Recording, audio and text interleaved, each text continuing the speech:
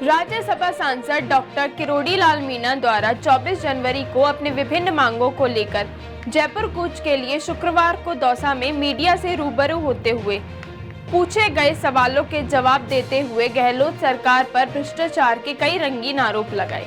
देखो, ऐसा है, आप सबको जानकारी है कि राजस्थान में अब तक विभिन्न विभागों की 16 परीक्षाएं हुई है और 16 की 16 परीक्षाओं के पेपर लीक हुए हैं। विभिन्न आंदोलनों के जरिए, और कुछ मैंने भी आंदोलन किए, कि 10 पेपर रद्द किए। वो पेपर भी आधे अधूरे रद्द किए। जैसे रीट के दोनों पेपर रद्द होने चाहिए तो एक किया। अभी जो ये सेकंड ग्रेड टीचर है, इसके पेपर तीनों रद्द होने चाहिए, जो 2 रद्द नहीं किए, एक ही रद्द किया। और ऐसे ही सिपाही में हुआ।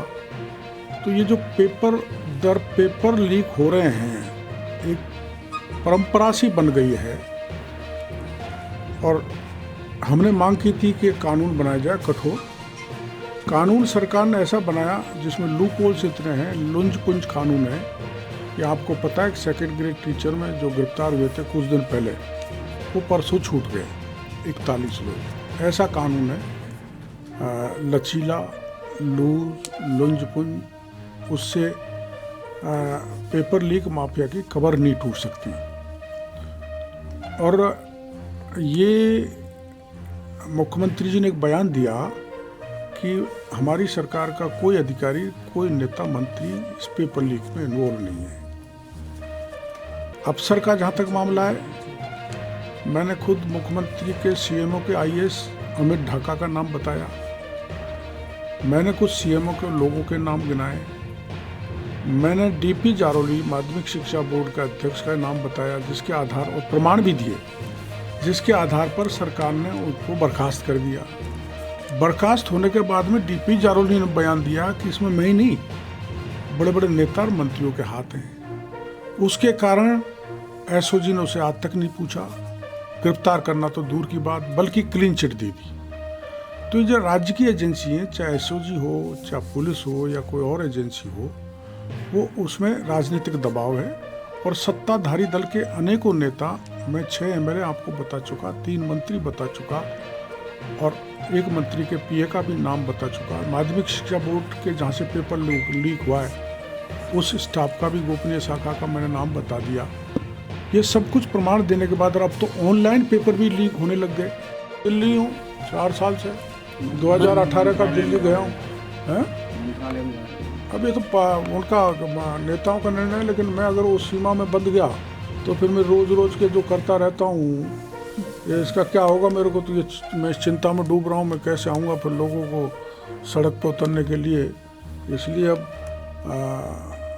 वो तो पार्टी का निर्णय जो करेगी, लेकिन अब हमारे यहाँ राज्य में भी चुनाव आ गए हैं, उसके 6 महीने बाद लोकसभा के भी चुनाव आ जाएंगे।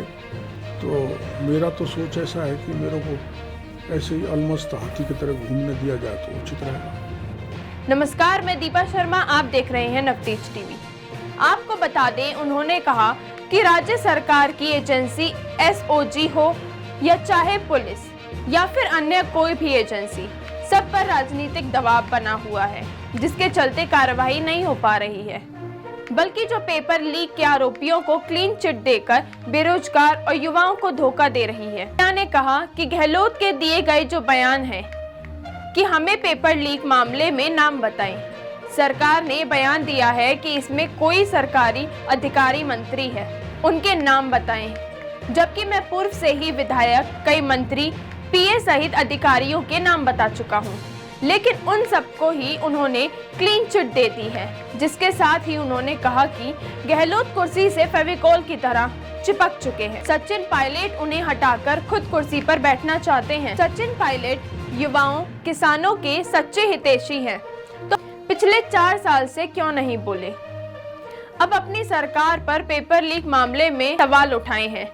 इतना ही नहीं, बल्कि उन्होंने ये तक कहा कि जो सवाल उठाए गए हैं वो तो सही हैं, पर वह युवा बेरोजगारी में साथ देना चाहते हैं तो हमारे साथ आएं और 24 जनवरी को जयपुर कूच पर किसानों के पुत्र, युवाओं, बेरोजगारों को न्याय दिलाएं।